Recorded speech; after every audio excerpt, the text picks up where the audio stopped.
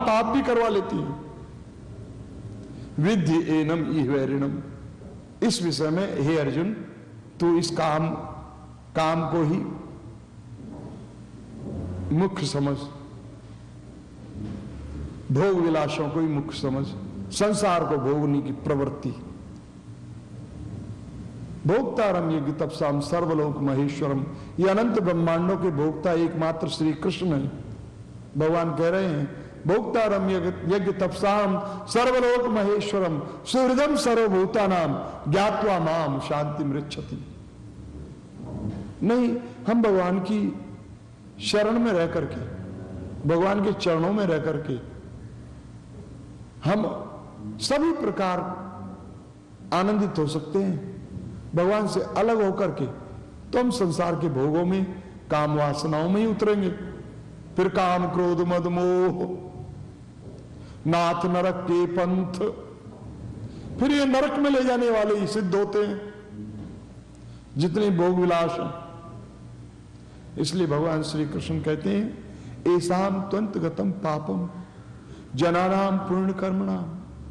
पायस activities करते करते, पूर्ण धर्म करते करते, दया धर्म करते करते, निष्काम कर्म करते करते, परोपकार करते करते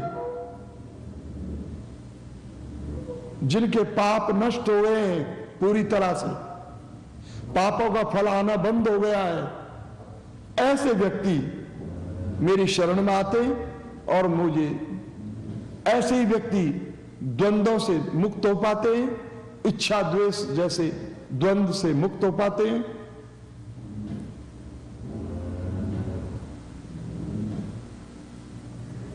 उनके हृदय में इच्छा की जगह मेरी सेवा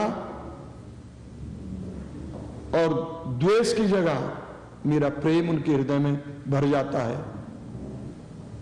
तेसाम द्वंद्वगतम तेसाम ते द्वंद्व मोह निर्मुक्ता, ऐसे ही व्यक्ति जिनके पापों का फल आता बंद हो गया है, यानी पाप पूर्णतया जल गए हैं, ऐसे ही व्यक्ति द्वंद्व से परे होते हैं। ते द्वंद्व मोह निर्मुक्ता, और ये द्वंद्व इच्छा द्वेष से जो परे हो गए हैं, भजन्ते माम दृढ़व्रता, तो फिर व्यक्ति मुझे दृढ़ संकल्प लेकर के कि बहुत हो गया, बार बार इस संसार का भोग किया है, इस बार नहीं करूंगा। बहुत जन्म बिछुड़े थे माधो, ये जन्म तुम्हारे लेखे, बहुत जन्म बिछुड़े थे माधव। हे माधव, बहुत जन्मों से हम आपसे दूर रहे हैं, आपको भूल गए, इस संसार में पाप को अपना लिया, विषय भोगों को अपना लिया, वैमनुष्यता को धारण कर लिया। अभी इस जन्म में हम आपकी शरण में आना चाहते हैं। ऐसा व्यक्ति मेरी शरण लेता है और दृढ़ व्रत लेकर के मेरा भजन करता है, मुझे पाने की, मेरे धाम में आने की कोशिश करता है, इस संसार के जन्म मरण जरा व्याधि से छूटने के लिए प्रयत्न करता है और छूट जाता है। ते द्वंद्व मोह निर्मुक्ता, द्वंद्वों से परे हो जाता है।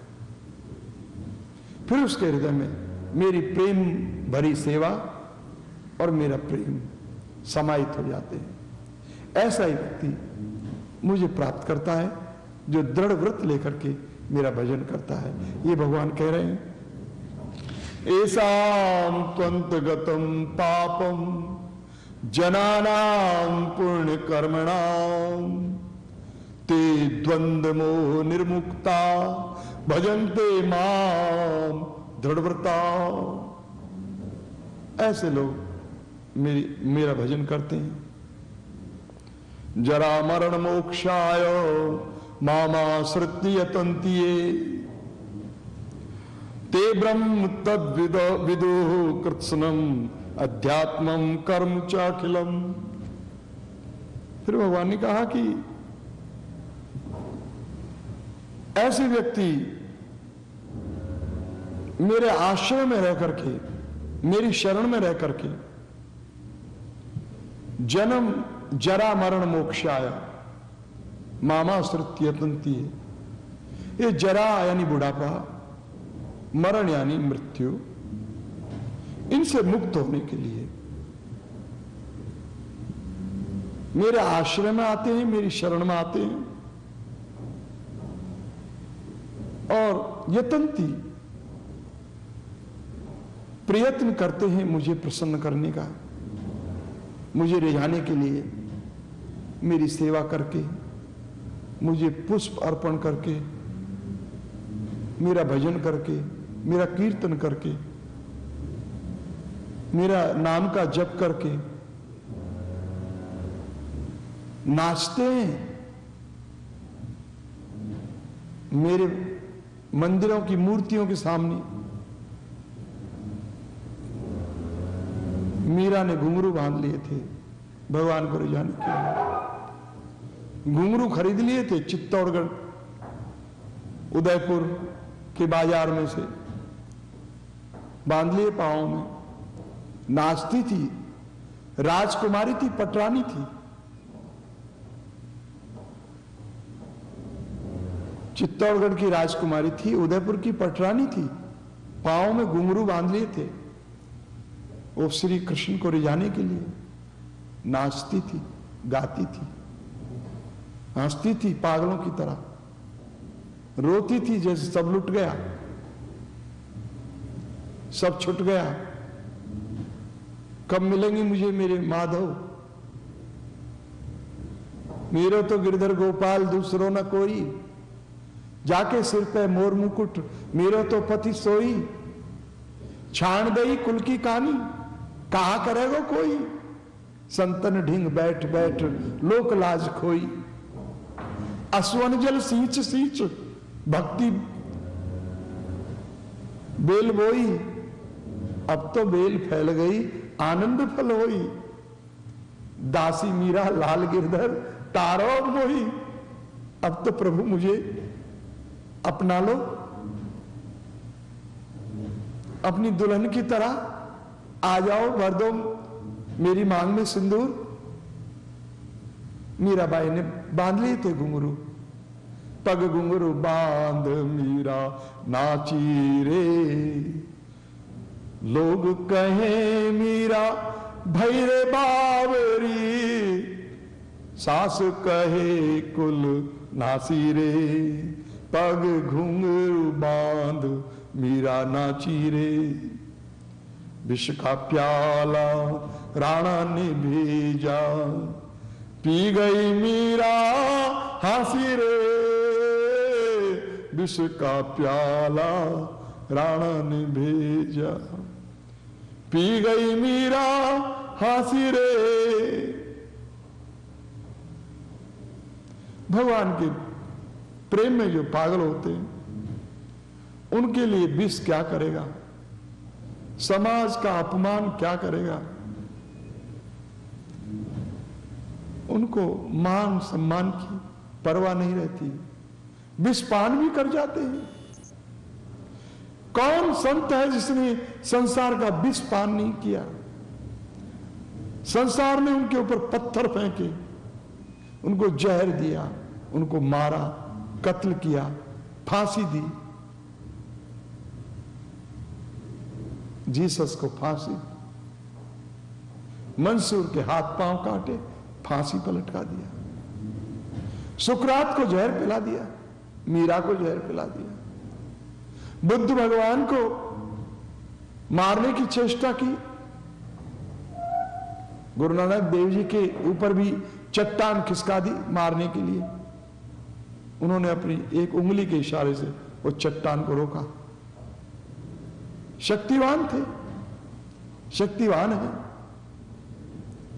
क्योंकि भगवान के ही जो स्वरूप है वो शक्तिवान है, जो पवित्र परम पवित्र है वो शक्तिवान है। पवित्रता में शक्ति होती है। जरा मरण मोक्ष आए, तो इस जहर सब को पीना पड़ता है। और संसार के पास है क्या? जहर ही तो है। जिसके पास जो होगा वही तो पिलाएगा। अमृत तो मिलता है महापुरुषों के पास, शुद्ध भक्तों के पास। संसार के पास कहां मिलेगा? संसार के पास मिलेंगी बीड़ी, सिगरेट, शराब, गांजा, भान, तंबाकू, मांस, मटन, बीफ, ब्लड, जुआ, ताश के पत्ते और चमड़े का व्यापार।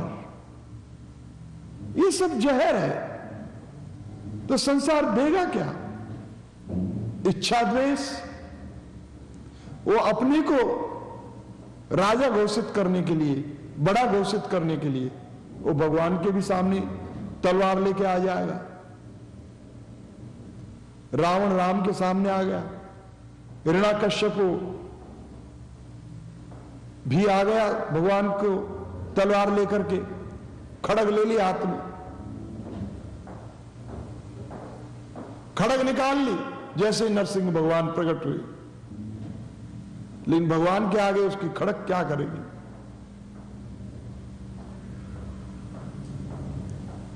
लेकिन करेंगे क्या? ये बेचारे करेंगे क्या? संसार वाले, इनके पास जहर ही तो है, तो जहर ही पिलाएंगे। तो संतों को मारेंगे, गाली देंगे, झूठे लांछन लगाएंगे, काला मुंह कर देंगे, गधे पे निकाल देंगे बिठा के, क्योंकि संत अमृत पिलाना चाहता है। अमृत इनको भाता नहीं। जैसे गधे को कोई घी पिलाए और गधा कहे कि क्या करते हो, मेरी गर्दन क्यों तोड़ रहे हो, ऐसा ही हाल है। तो फिर गधा दुलत्ती मारेगा, नकारेगा अमृत पीने से। लेकिन भगवान कहते हैं कि जो मेरे आश्रय में रह करके, भगवान का आश्रय यानी भगवान की शरण, भगवान की शरण तभी मानी गई है जब कोई व्यक्ति भगवान के किसी शुद्ध भक्त के चरणों में जाके माथा टेके, प्रणाम करे, गुरु रूप से स्वीकार करे, तो भगवान की शरण मानी जाती है। भगवान की शरण डायरेक्ट नहीं मिलती, शास्त्रों में मना किया है। भगवान के किसी शुद्ध भक्त की शरण में जाने से ही भगवान की शरण मिलती है, डायरेक्ट अप्रोच नहीं होती। इसलिए भगवान स्वयं गुरु बनाने की शिक्षा देते हैं। गुरु बनाए। कृष्ण बलराम संदीपनी मुनि के आश्रम में गए शिक्षा लेने। बेशक उन्होंने 64 दिन में 64 कलाएं प्राप्त करी, उनके पास तो कलाओं का भंडार पहले से ही है, उनको जरूरत नहीं। लेकिन शिक्षा देने के लिए समाज में 64 दिन में 64 कला कोई प्राप्त कर सकता है? यह भी इशारा किया भगवान ने। भगवान ने इस धराधाम पर जब थे, प्रकट हुए, तो सभी ऐसी लीलाएं की जो सभी नर और देवताओं से और दानवों से, ब्रह्मा जी से, सबसे एक एक हाथ ऊपर थी, उससे ज्यादा नहीं।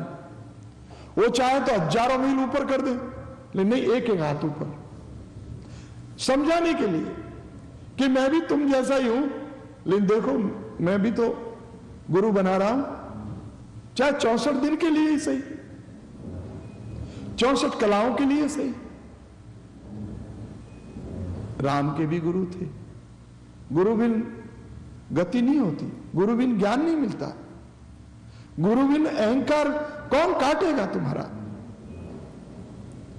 कोई कहता है शिरडी के साईं बाबा मेरे गुरु जी हैं। मैं कहता हूं तुम अभी 40 वर्ष के हो, शिरडी के साईं बाबा को 100 वर्ष से ऊपर हो गए, वो तुम्हारे गुरु कब बन गए? बोलो महाराज हमने गुरु मान रखा है उनको। अच्छा चलो ठीक है, गुरु मान रखा है, फिर गुरु जी ने गुरु मान रखा है, तो गुरु एक पवित्र भक्त होता है भगवान का, तो उसकी पवित्रता तुम्हें भी तो, तुम्हारे ऊपर भी तो उतरनी चाहिए। तुम तो शराब पी रहे हो, मांस खा रहे हो, झूठ बोल रहे हो, बेईमानी कर रहे हो, चोरी कर रहे हो, दुनिया को सता रहे हो, तुम कैसे उनके शिष्य हो गए? शिष्य का धर्म है कि वो भगवान की शरण में रहे, अपने गुरु के इंस्ट्रक्शंस का पालन करे,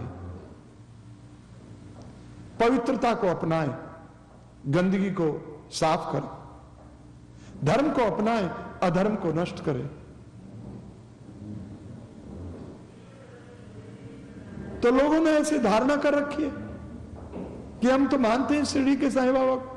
कोई बोलता हम जलाराम बापू को मानते हैं, तो जलाराम बापू तो अभी नहीं है।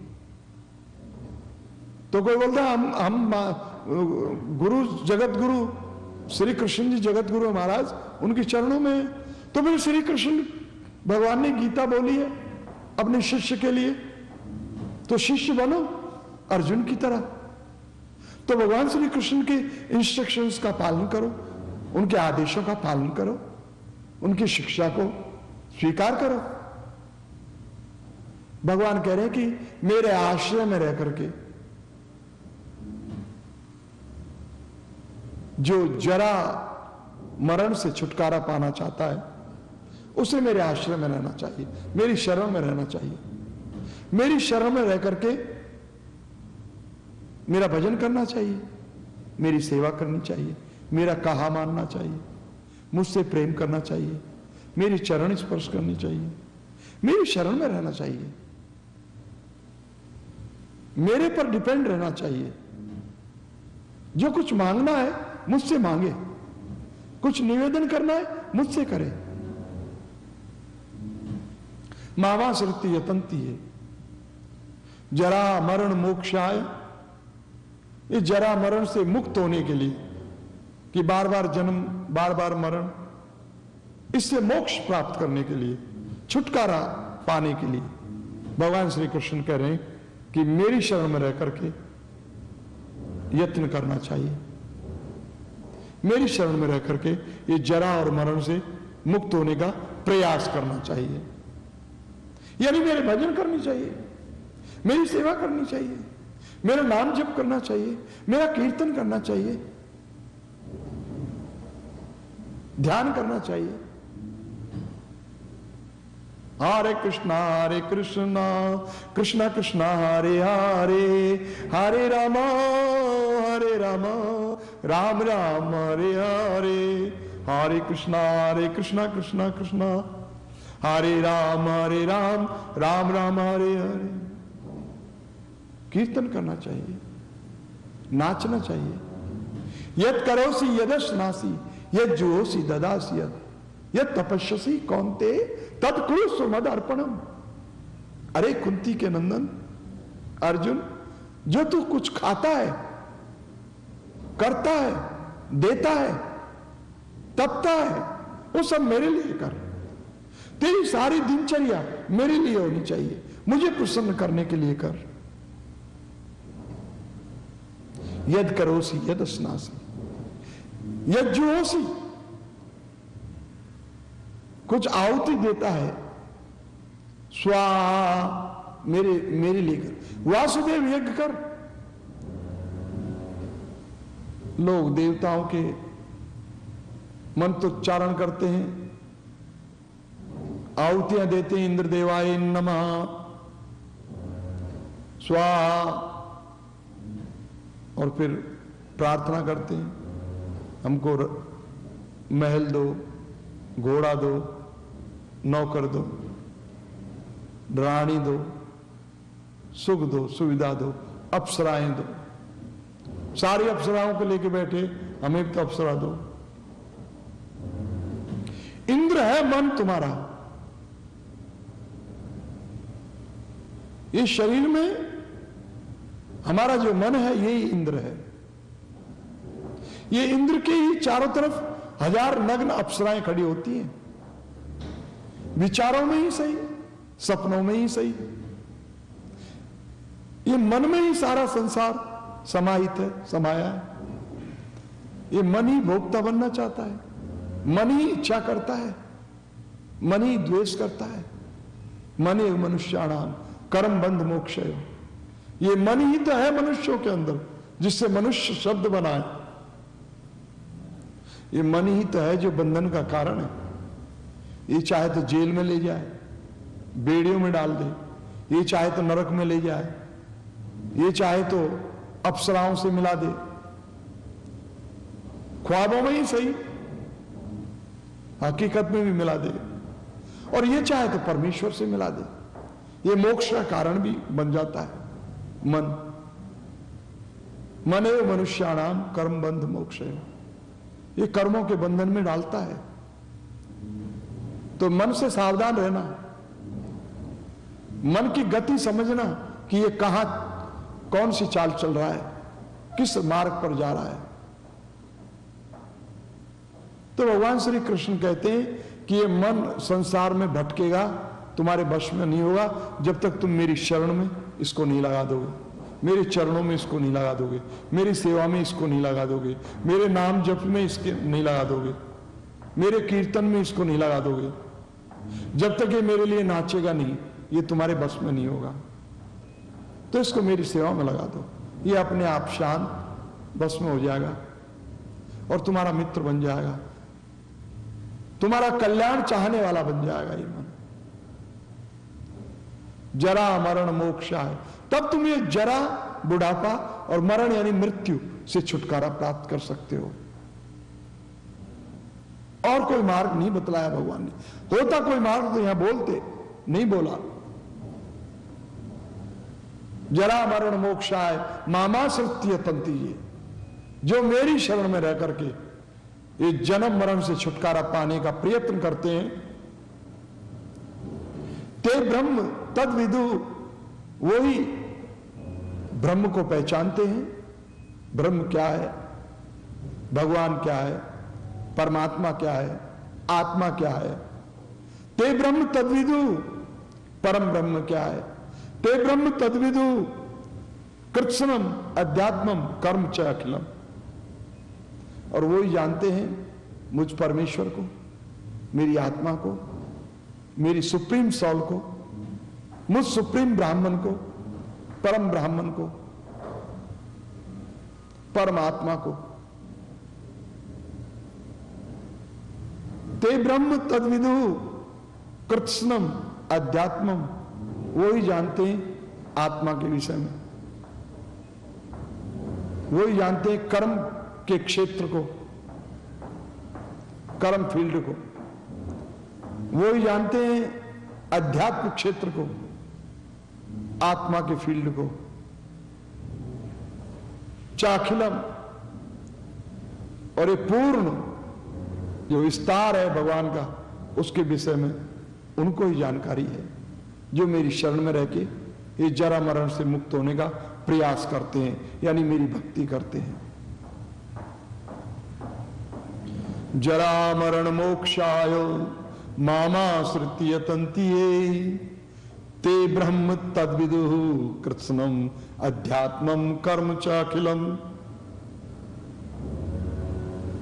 अध्यात्म क्या है? आपकी आत्मा ही अध्यात्म है। यहां पर अध्यात्म आत्मा को कहा है जो इटर्नल है, फुल ऑफ ब्लिस है, आनंदमयी है, हमेशा के लिए अव्यय जो है आत्मा। आत्मा अजर अमर अविनाशी है, आनंदमयी है, ज्ञानमयी है। आप सब हे आत्मदेव, आप सूर्य के समान तेजस्वी हैं, लेकिन ये 6 शत्रुओं ने, 6 विकारों ने और 12 खजानों ने घेर करके बैठ गए आपको, आपके ऊपर बादल की तरह छा गए, काले बादल मंडरा गए। अब ये सूर्य तो लुप्त हो गया, दिखाई नहीं पड़ता, और दिखाई पड़ते हैं काले बादल, दिखाई पड़ते हैं शरीर कि मैं ये शरीर हूं, मैं ताकतवर हूं, मैं रूपवान हूं, मेरे ये शरीर हैं, मेरे बच्चे हैं, मेरी पत्नी है, मेरे परिवारजन हैं, मेरे रिश्तेदार हैं, मेरे वोट देने वाले हैं, समर्थक हैं। ये शरीर दिखाई देते हैं। अष्टावक्र महाराज ने जनक ऋषि को फटकारा था। जनक ऋषि बड़े बड़े विद्वानों से, ब्राह्मणों से सत्संग करवा रहे थे अपने महल में। तर्क वितर्क शास्त्रार्थ चल रहा था विद्वानों, जो स्कॉलर्स हैं, जिनको जो किताबी कीड़े हैं, जिनको शास्त्र का तोता रटंत का ज्ञान है, अनुभव नहीं। जब ये सत्संग में अष्टावक्र पधारे तो ये सारे विद्वान ब्राह्मण हंस पड़े। पांडित जिनको पांडित को ही जिन्होंने धन समझा है, हंस पड़े अष्टावक्र जी को देख करके। अष्टावक्र, उनका नाम ही अष्टावक्र है। उनका शरीर 8 जगह से टेढ़ा मेढ़ा था।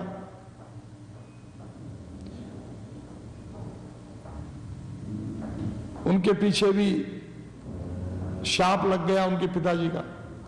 उनके पिताजी ब्राह्मण थे, कर्मकांडी ब्राह्मण, ज्योतिष विद्या वाले, शनि नवग्रह के जाप करवाने वाले कर्मकांडी ब्राह्मण। अष्टावक्र जब पेट में थे, मां के पेट में, 7वें महीने में जब बच्चा पहुंचता है तो कोई शिक्षा देने की पद्धति चली आई है, आज भी है, कल भी थी। जैसे नारद मुनि ने, भक्त प्रहलाद जब गर्भ में थे कयादु माता के, तब नारद मुनि ने उपदेश किए थे कयादु को, और वो सारे उपदेश बालक भक्त ने सुन लिए थे। आध्यात्म ज्ञान, भगवत कथाएं। ठीक वैसे ही ब्राह्मण कहते हैं पिता अष्टावक्र तो बालक है, नाम तो ये उनके शरीर में 8 जगह से टेढ़े मेढ़े हैं, इसलिए नाम अष्टावक्र पड़ गया। उनके पिताजी ने ही शाप दे दिया कि तू अष्टावक्र नाम से जाना जाएगा, तेरे शरीर में 8 जगह से बांक होंगी, टेढ़ा मेढ़ा होगा, तू मेरी एक भी बात नहीं सुनता। पिताजी बेचारे मेहनत करते थे, बच्चे को तैयार करते थे कि कर्मकांडी विद्वान बने, तो शिक्षा देते थे कर्मकांड की। लेकिन बालक बड़े चैतन्य थे, इन्होंने सोचा कि जो पिताजी जो शिक्षा मुझे दे रहे हैं, इस शिक्षा से संसार में आदमी फंसता है। ये तो सब वही इंद्र चंद्र को मनाने वाली विद्या है, भोग विलासों को चाहने वाली विद्या है। ये तो कर्मकांड कहिए कि ये तो अविद्या है, ये तो संसार में फंसाती है कि तुम शनि के जाप करो, इंद्र को आहुति दो, चंद्र को आहुति दो, वायुदेव को आहुति दो, और इनसे फिर घोड़ा गाड़ी मांगो, धन वैभव मांगो, स्त्री पुत्र मांगो। ये तो संसार में फंसाने वाली विद्या है।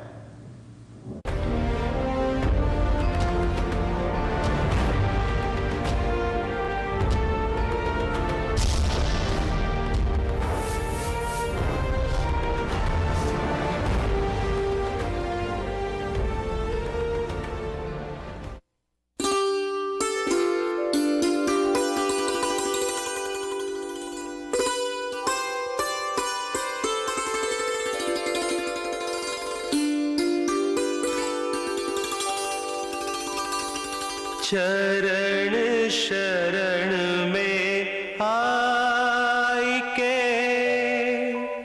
धरु तिहारा ध्यान, संकट से रक्षा करो, संकट से रक्षा करो, पवन पुत्र हनुमान।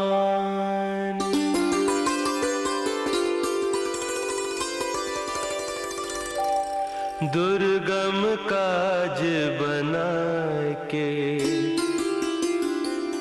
कीन्हे भक्त निहाल, अब मोरी बिनती सुनो, अब मोरी बिनती सुनो।